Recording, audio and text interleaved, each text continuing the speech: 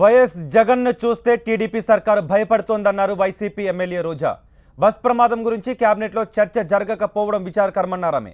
ఈ కేసులో దివాకర్ ట్రావెల్స్ పై కేసులు పెట్టకపోవడం అనుమానాలకు తావిస్తోందన్నారు. పట్టపగలే కేబినెట్కి చుక్కలు చూపిస్తున్న జగన్ గారు మరి ఈరోజు ఆయనని తట్టుకోలేం, అసెంబ్లీలో ఆయన్ని ఎలాగైనా నియంత్రించాలి అని చెప్పి వాళ్ళు ఒక కుట్రపూరితమైన స్కెచ్లు వేసి ఏ విధంగా ఆయన మీద కేసులు పెట్టించారో మనం కళ్ళారా చూసాం. ఈరోజు జగన్ గారు చేసిన గొడవని క్యాబినెట్లో వీడియోలు చూసి జగన్ గారి వ్యాఖ్యల్ని ఖండించామని చెప్తున్నారు.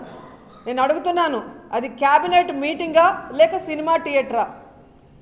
జగన్ గారిని ఖండించారు, సరే, అది మీరు ఎప్పుడూ చేసే పనే. మరి 11 మంది ప్రాణాలు తీసిన ఆ జేసీ ట్రావెల్స్ మీద ఎందుకు కేసులు పెట్టాలని నిర్ణయించుకోలేదు? వాళ్ళ అలక్ష్యం వల్ల, వాళ్ళ నిర్లక్ష్యం వల్ల 11 మంది ప్రాణాలు పోతే ఆ యాజమాన్యం చేత ఆ 11 మంది కుటుంబాలు వీధిన పడ్డాయే, వాళ్ళకి నష్టపరిహారం ఇప్పించాలని ఎందుకు తీర్మానం చేయలేదని నేను అడుగుతున్నాను. అక్కడ 11 మంది చనిపోతే పక్కనే ఉన్న ముఖ్యమంత్రి హెలికాప్టర్లో షికార్లు చేస్తున్న ముఖ్యమంత్రి కనీసం ఆ యొక్క చనిపోయిన కుటుంబాలని ఓదార్చడానికి రాలేదు. ఈ జిల్లాలో ఉన్న నోరు పారేసుకున్న దేవినేని ఉమా కానీ, అలాగే కామినేని శ్రీనివాస్ గారు కానీ, రవాణా శాఖ మంత్రి కానీ ఎవ్వరూ కూడా రాకపోవటం వల్ల ఆయన ఒక బాధ్యత కలిగిన ప్రతిపక్ష నాయకుడిగా అక్కడ జరిగిన ప్రతి ఒక్కటి కూడా తెలుసుకొని మరి పోస్ట్ మార్టం జరిగింది అని కలెక్టర్ చెప్తూ, జరగలేదని డాక్టర్ చెప్తూ ఆ యొక్క రిపోర్ట్లు తారుమారు చేయాలనుకున్నప్పుడు ఆటోమేటిక్గా ఆవేశం వస్తుందండి.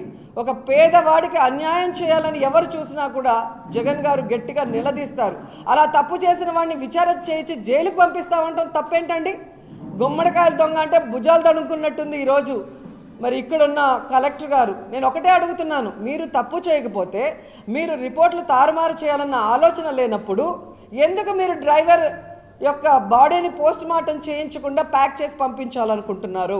రెండోది, 3 కాపీలు ఉన్నాయి, ఒక కాపీ నాకు ఇవ్వని క్లియర్గా అడిగిన జగన్ గారికి ఒక కాపీ మీరు ఇవ్వలేదు అంటే తర్వాత రిపోర్ట్ని మార్చాలన్న దురుద్దేశం మీకు ఉందా లేదా అనేది దీన్ని బట్టి స్పష్టంగా అర్థమవుతుంది.